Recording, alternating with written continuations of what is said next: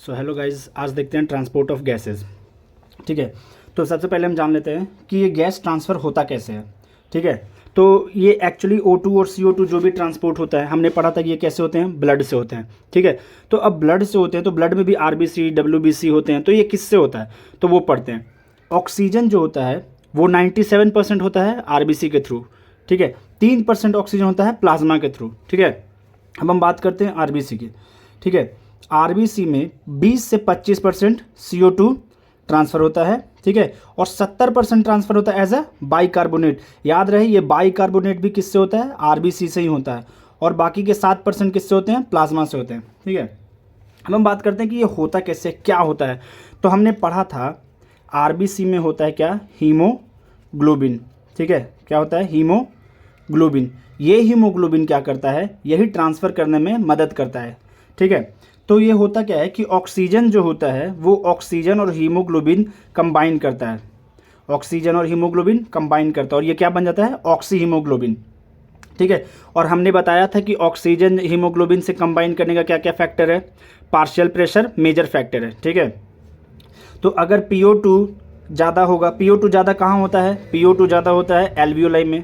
पढ़ा था हमने कि एल्वियोलाई में PO2 क्या होता है, ज़्यादा होता है। अगर आपको डाउट आ रहा है कि कहाँ पढ़ा था कि PO2 ज़्यादा होता है PCO2 कम होता है, तो आप मेरी पिछले वीडियो में जाओ, इसी प्लेलिस्ट के पिछले वीडियो में आपको सब क्लियर समझ आ जाएगा। ठीक है, तो PO2 ज़्यादा कहाँ होता है, एल्वियोलाई में। तो एल्वियोलाई में PO2 ज़्यादा होगा PCO2 से, तो PO2 कंबाइन कर जाए किसके साथ, हीमोग्लोबिन के साथ, और क्या बना लेगा, ऑक्सी हीमोग्लोबिन। ठीक है, हीमोग्लोबिन जिसमें ऑक्सीजन हो, और ये हीमोग्लोबिन एक बार में 4 O2 कंटेन करता है। ठीक है, अब हम पढ़ते हैं कि फेवरेबल कंडीशन क्या होता है, ऑक्सी हीमोग्लोबिन बनने का फेवरेबल कंडीशन क्या होगा। सबसे पहले तो PO2 सबसे ज़्यादा होना चाहिए।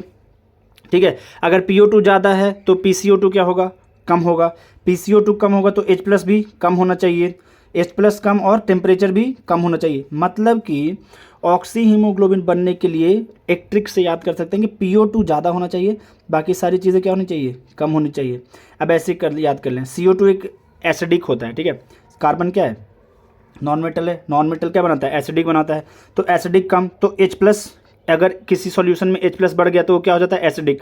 तो अगर CO2 कम चाहिए तो H+ भी कम चाहिए। ठीक है, H+ कम चाहिए तो टेम्परेचर भी कम चाहिए। ये होता है फेवरेबल कंडीशन। तो अब अनफेवरेबल कंडीशन क्या होगा, मतलब कि ऑक्सीजन को हीमोग्लोबिन से क्या करना है, सेपरेट भी तो करना है। देखो, एल्वियोलाई से जब आपने हीमोग्लोबिन और एल्वियोलाई पे आपने हीमोग्लोबिन और ऑक्सीजन को ये करवाया, कंबाइन करवा के ऑक्सी हीमोग्लोबिन करवाया, तो जब ये टिश्यू के पास जाएगा तो ये सेपरेट होंगे तभी तो ऑक्सीजन टिश्यू को जाएगा ना। समझ रहे हो बात, तो सेपरेट होने के लिए भी तो चाहिए। तो हाँ, एक और चीज़, ये ऑक्सी हीमोग्लोबिन जो होता है ना वो स्टेबल नहीं होता है। ठीक है, अगर स्टेबल हो जाएगा तब तो वो परमानेंट हो जाएगा। ठीक है, ये स्टेबल नहीं होता है। तो ऑक्सीजन और हीमोग्लोबिन, ऑक्सी हीमोग्लोबिन ये जाता है टिश्यू के पास और फिर ये डिसोसिएट हो जाते हैं, मतलब कि सेपरेट हो जाते हैं। ऑक्सीजन चला जाता है वापस से किसको, टिश्यू को चला जाता है। ओके, बात समझ में आ रही है। तो favourable condition for formation of oxy haemoglobin ये होगा। तो favourable condition for dissociation of oxy haemoglobin क्या हो गया, उसमें PO2 कम होना चाहिए, टिश्यू के पास होता है। PCO2 ज़्यादा होता है, कहाँ, टिश्यू के पास PCO2 ज़्यादा होता है। ऑब्वियस सी बात है, क्योंकि टिश्यू क्या कर रहा है, रेस्पिरेशन कर रहा है, तो वो CO2 रिलीज़ करेगा। CO2 रिलीज़ करेगा तो वहाँ पे PCO2 ज़्यादा हो जाएगा, H+ भी वहाँ पे ज़्यादा होता है और टेम्परेचर भी ज़्यादा होता है। ठीक है, अब हम एक देख लेते हैं कर्व। ये क्या है कर्व, ये हो गया हमारा पार्शियल प्रेशर। ठीक है, मैं ऐसे लिख रहा हूँ, पार्शियल प्रेशर ऑफ ऑक्सीजन। ठीक है, और ये हो गया परसेंटेज सैचुरेशन। सैचुरेशन मतलब कि ये जो ऑक्सी हीमोग्लोबिन बन रहा है उसका। तो ये होता है सिग्मोइड सेपेड। ठीक है, सिग्मोइड मतलब या फिर एस सेपेड। ठीक है, समझ आ रही है बात। तो ये रहा इंपॉर्टेंट। अब हम देखते हैं ट्रांसपोर्ट ऑफ CO2, इसमें क्या होता है। ट्रांसपोर्ट ऑफ CO2 में क्या होता है कि CO2 हीमोग्लोबिन के साथ कंटेन, जैसा हमने यहाँ पे देखा कि 20 से 25% RBC में रहते हैं और ये 70% बाइकार्बोनेट। तो हम देख रहे हैं कि मेजरली ये बाइकार्बोनेट के फॉर्म में ही ट्रांसपोर्ट किए जाते हैं। ठीक है, तो ये क्या होता है, CO2 और हीमोग्लोबिन जब कंबाइन करते हैं तो क्या बनते हैं, कार्ब अमीनो हीमोग्लोबिन। और ये कितने होते हैं, 20 से 25%। ऑक्सीजन और हीमोग्लोबिन कंबाइन करें तो क्या बोले थे, ऑक्सी हीमोग्लोबिन। CO2 और हीमोग्लोबिन कंबाइन करें तो क्या बन जाएगा, कार्ब अमीनो हीमोग्लोबिन। ठीक है, अब ये बाइकार्बोनेट के भी फॉर्म में होते हैं। अब देखो क्या होता है, मैं बताता हूँ।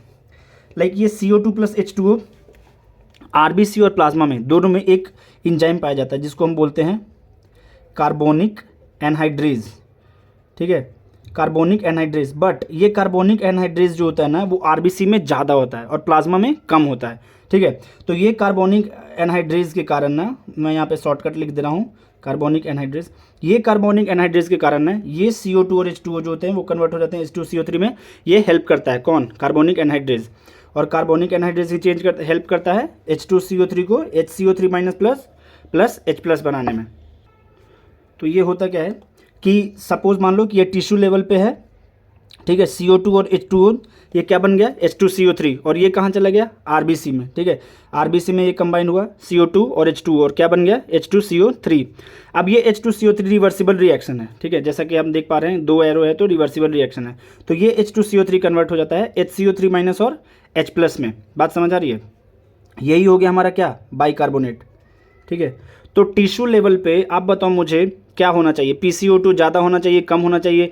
PO2 कम होना चाहिए, ज़्यादा होना चाहिए, क्या होना चाहिए? कमेंट बॉक्स में मुझे बताओ। वैसे मैं इधर बताता हूँ, PCO2 ज़्यादा होना चाहिए, कहाँ पे? टिश्यू में। तो ऑब्वियस सी बात है CO2 ज़्यादा होगा तभी तो CO2 और H2O कंबाइन करके क्या बनेंगे? H2CO3। और हेल्प कौन करेगा? ये कार्बोनिक एनहाइड्रेज, ठीक है। और ये फिर रिवर्सिबल रिएक्शन, ये भी रिवर्सिबल रिएक्शन है और ये भी रिवर्सिबल रिएक्शन है। तो ये मेनली बाइकार्बोनेट के फॉर्म में जाते हैं, ठीक है। जब ये एल्वियोलाई पे पहुंचते हैं तो एल्वियोलाई पे क्या था? PO2 ज़्यादा था, PCO2 क्या था? कम था। एल्वियोलाई पे PCO2 कम था, कहाँ पे? एल्वियोलाई पे। तो PCO2 कम होगा यहाँ पे, तो ये क्या होता है कि ये बाइकार्बोनेट जो है वापस क्या बन जाता है? H2CO3, और H2CO3 वापस क्या बन जाता है? CO2 + H2O, और ये CO2 कहाँ चला जाता है? एल्वियोलाई में। बात समझ में आ रही है? और ये एल्वियोलाई में गया, एल्वियोलाई से कहाँ जाता है? बाहर, एटमॉस्फेयर में। हाँ, ये चीज़ याद रखना है। 100 ml डीऑक्सीजनेटेड ब्लड कितना CO2 कैरी करता है? 4 ml। और 100 ml ऑक्सीजनेटेड ब्लड कितना O2 कंटेन करता है? 5 ml। इतनी बात समझ में आ रही है? कोई भी डाउट हो तो आप मुझे कमेंट बॉक्स में पूछो, और वीडियो पसंद आई हो तो वीडियो को लाइक कर दो और चैनल को सब्सक्राइब कर दो। धन्यवाद, मिलते हैं नेक्स्ट वीडियो में।